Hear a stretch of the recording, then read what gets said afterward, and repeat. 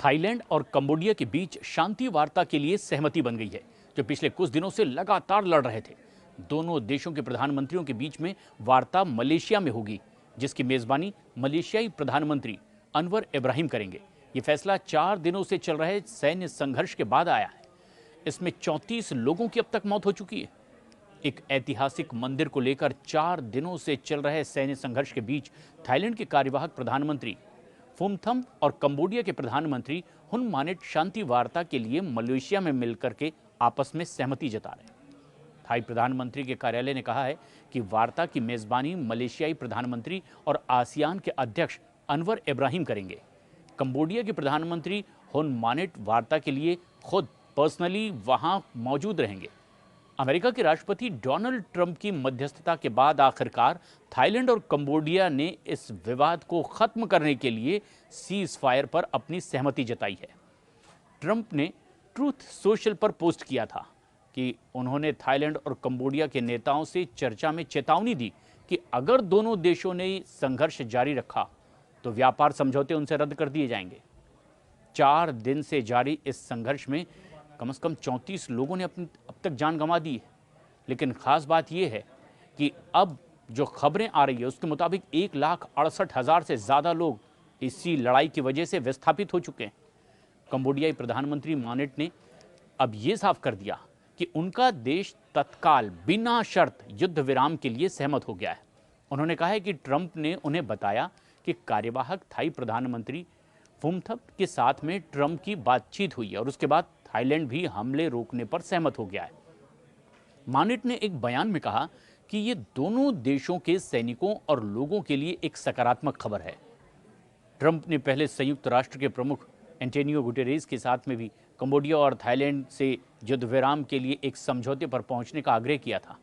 तो संयुक्त राष्ट्र प्रमुख के उप प्रवक्ता फरहान हक ने बताया है कि गुटेरेस ने दोनों पक्षों से युद्ध विराम पर तुरंत सहमत होने और विवाद का एक स्थायी समाधान खोजने के लिए बातचीत के माध्यम से किसी मुद्दे को सुलझाने का आग्रह किया। गुटेरेस ने कहा कि 24 जुलाई से कंबोडिया और थाईलैंड के बीच में सीमा पर जारी संघर्ष लगातार बढ़ता दिखाई दे रहा था और ये सभी के लिए चिंता का विषय था।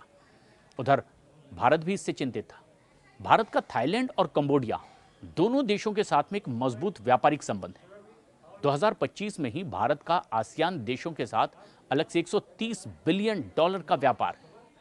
अगर दोनों देशों के बीच में ये युद्ध होता रहा तो सप्लाई चेन बाधित होगी और इससे भारत को एक्सपोर्ट में, खासतौर पर ऑटोमोबाइल सेक्टर में, फार्मास्यूटिकल्स और कृषि उत्पादन वाले क्षेत्र में, उधर इंपोर्ट में भी, जो कि इलेक्ट्रॉनिक और रबड़ का एक बड़ा इंपोर्ट होता है, इस पर सीधे प्रभाव पड़ेगा। और अगर थाईलैंड और कंबोडिया में युद्ध होता रहा तो फिर साउथ ईस्ट एशिया में भी आर्थिक अस्थिरता बढ़ती चली जाएगी और इससे भारत की एक्ट ईस्ट पॉलिसी पर बहुत बड़ा असर पड़ेगा। क्षेत्रीय व्यापार समझौते पर भी इसका असर पड़ेगा। थाईलैंड और कंबोडिया दोनों आसियान के सदस्य देश हैं और इस संगठन की एकता क्षेत्रीय शांति के लिए बहुत महत्वपूर्ण है। युद्ध से आसियान की विश्वसनीयता भी कमजोर हो सकती है और इसका भारत पर भी इनडायरेक्टली बड़ा प्रभाव पड़ सकता है, क्योंकि भारत की एक्ट ईस्ट पॉलिसी आसियान के साथ सहयोग पर ही डिपेंड करती है। कंबोडिया में चीन का प्रभाव बढ़ रहा है, खासतौर से रीम नौसैनिक पोर्ट के निर्माण के बाद।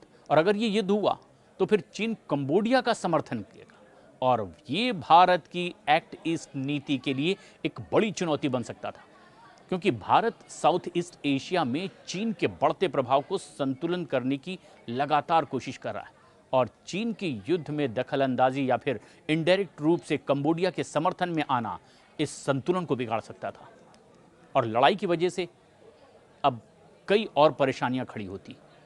लेकिन ये लड़ाई हो रही थी प्री विहार और ता मुएन थोम जैसे हिंदू मंदिरों को लेकर, जो भारत की सांस्कृतिक विरासत से सीधे जुड़े हुए हैं और इन मंदिरों को नुकसान होने पर भारत में धार्मिक और सांस्कृतिक, साथ ही साथ धार्मिक भावनाएं आहत होती। उधर थाईलैंड और कंबोडिया में युद्ध होने पर साउथ ईस्ट एशिया में हथियारों की दौड़ और तेज हो सकती थी और इससे क्षेत्रीय अस्थिरता भी ज्यादा बढ़ती। ये भारत के लिए एक बड़ा चिंता का विषय हो जाता, क्योंकि ये क्षेत्र खास तौर से भारत के अहम प्रभाव वाला, चाहे व्यापारिक रूप से हो या फिर सांस्कृतिक रूप से, बहुत गहरे संबंध रखता है।